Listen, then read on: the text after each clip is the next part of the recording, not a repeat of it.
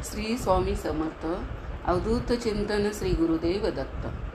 मैत्रिणींनो, फक्त 30 सेकंद, हो अगदी फक्त 30 सेकंद जेवणाच्या आधी जर तुम्ही हा छोटासा विधी केला तर आजारपण तुमच्यापासून दूर राहू शकतो आणि दारिद्र्यसुद्धा तुमच्या घरात टिकणार नाही.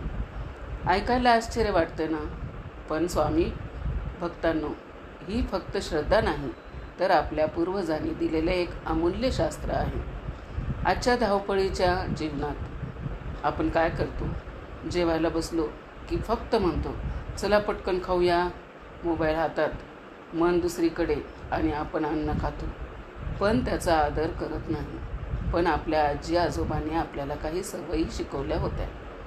जेवणापूर्वी हात धुणं, जमिनीवर बसणं, देवाला निवेद दाखवणं आणि प्रार्थना करणं. स्वामी भक्तांनो, या सगळ्या गोष्टी फक्त परंपरा नव्हत्या, त्या अध्यात्म आणि विज्ञान यांचा एक सुंदर संगम होता. आजच्या या व्हिडिओमध्ये आपण प्रत्येक विधी समजून घेणार आहोत.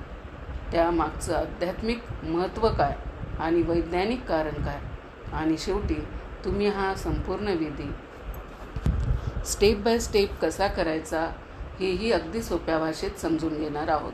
म्हणून हा व्हिडिओ शेवटपर्यंत नक्की ऐका. मैत्रिणींनो, सर्वात पहिली आणि महत्त्वाची विधी, जेवणापूर्वी हात, पाय आणि तोंड धुणं. आपण अन्नाला काय म्हणतो? अन्न हे पूर्ण ब्रह्म आहे, म्हणजे अन्न हे देवाचं रूप आहे. मग विचार करा, देवासारखं पवित्र अन्न आपण अशुद्ध अवस्थेत कसं खाऊ शकतो? म्हणून शरीर शुद्ध करणं हा पहिला टप्पा आहे. आता वैज्ञानिक दृष्टिकोनातून बघितलं, आपल्या हातावर अनेक सूक्ष्म जीवाणू असतात, ते आपल्याला दिसत नाहीत. जर आपण हात न धुता अन्न खाल्लं तर ते जीवाणू थेट आपल्या पोटात जातात आणि आजार निर्माण होऊ शकतात. पण फक्त नीट हात धुतल्याने आपण या अनेक समस्यापासून स्वतःला वाचवू शकतो.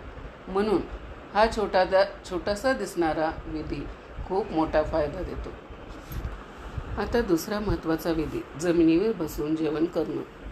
आजकाल आपण बहुतेक वेळा खुर्चीवर बसून जेवतो, पण वास्तू आणि शास्त्र सांगतात जमिनीवर मांडी घालून बसणं अधिक योग्य आहे. विशेषतः पूर्व किंवा उत्तर दिशेला तोंड करून, कारण पूर्व दिशा ही सूर्याची दिशा आहे, जी नवीन ऊर्जा देते, आणि उत्तर दिशा ही समृद्धीची दिशा मानली जाते. जेव्हा आपण या दिशांना तोंड करून बसतो तेव्हा जेवण हे केवळ खाणं राहत नाही, तर एक पवित्र क्रिया बनतं. आता वैज्ञानिक कारण बघा. जेव्हा आपण सुखासनात बसतो तेव्हा आपली पाठ सरळ राहते, खांदे रिलॅक्स होतात आणि पोटावर योग्य दाब पडतो. यामुळे पचनासाठी आवश्यक रस अधिक प्रमाणात तयार होतात आणि अन्न चांगल्या प्रकारे पचतं. तसंच जमिनीवर बसणं म्हणजे शरीराची नैसर्गिक हालचाल, ज्यामुळे पोटातील स्नायू सक्रिय राहतात. आणखीन एक महत्त्वाची गोष्ट, आपण जमिनीवर बसून जेवण करतो तेव्हा आपलं लक्ष पूर्णपणे जेवणावर असतं. आपण हळूहळू खातो आणि मेंदूला पोट भरलं हा सिग्नल वेळेवर मिळतो. म्हणून जास्त खाणं टाळलं जातं आणि आरोग्य चांगलं राहतं. मैत्रिणींनो, आता पुढचा सुंदर आणि महत्त्वाचा विधी, देवाला निवेद अर्पण करणं. हा विधी खूप साधा आहे. जेवण सुरू करण्यापूर्वी थोडंसं अन्न देवाला अर्पण करायचं. यामागचा अर्थ काय? अन्न हे आपलं नाही, ते परमेश्वराने दिलेलं आहे. म्हणून आधी देवाला अर्पण करून नंतर आपण ते प्रसाद म्हणून ग्रहण करतो. यामुळे आपल्या मनातील अहंकार कमी होतो आणि कृतज्ञता वाढते. आता वैज्ञानिक दृष्टिकोनातून बघा. कृतज्ञता व्यक्त केल्याने आपल्या मेंदूत फील गुड हार्मोन्स तयार होतात, जसं की डोपामाइन आणि सेरोटोनिन. हा हार्मोन्स आपला तणाव कमी करतात, मन शांत ठेवतात आणि शांत मनाने खाल्लेलं अन्न अधिक चांगलं पचतं. स्वामी भक्तांनो, आणि देवाला निवेद्य अर्पण करण्यामागचं गूढ. आता या संपूर्ण विधीतील सर्वात महत्त्वाचा भाग, प्रार्थना किंवा मंत्र म्हणणं. महाराष्ट्रात खूप प्रचलित असा एक सुंदर मंत्र आहे. वदनी कवळ घेता नाम घ्या श्रीहरीचे, सहज हवन होते नाम घेता पुकाचे. जीवन करी जीवित्वा अन्न ही पूर्ण ब्रह्म. उदरभरणनो ही जाणीजे यज्ञकर्म. मैत्रिणींनो, या मंत्राचा अर्थ जर नीट समजून घेतला तर आपलं जेवण करण्याचा संपूर्ण दृष्टिकोन बदलून जाईल. या मंत्रात सांगितलं आहे, जेव्हा आपण तोंडात घास घेतो तेव्हा श्रीहरीचं नाव घ्यावं, कारण अन्न हे केवळ अन्न नाही, ते पूर्ण ब्रह्म आहे. म्हणजे जेवण करणं ही एक साधी क्रिया नसून एक पवित्र यज्ञ आहे. आपण फक्त पोट भरण्यासाठी खात नाही, तर शरीर, मन आणि आत्म्याला पोषण देण्यासाठी खातो. आता दुसरा श्लोक. अन्नम ब्रह्म रसो विष्णू भोक्ता देवो जनार्दन एवं ज्ञात्वा अन्न दोषो न लिप्यते. ह्या श्लोकाचा अर्थ काय? अन्न हे साक्षात ब्रह्म आहे.